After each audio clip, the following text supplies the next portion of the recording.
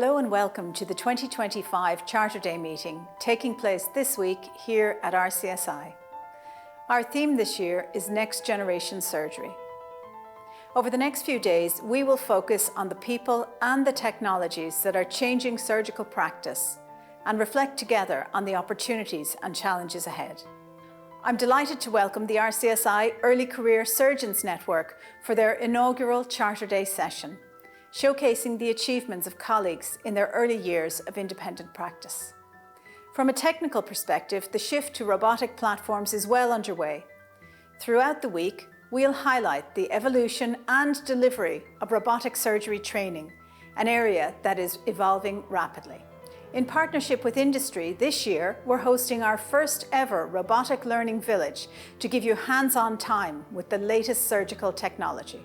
This year's Colles Lecturer has long had his gaze fixed firmly on the future.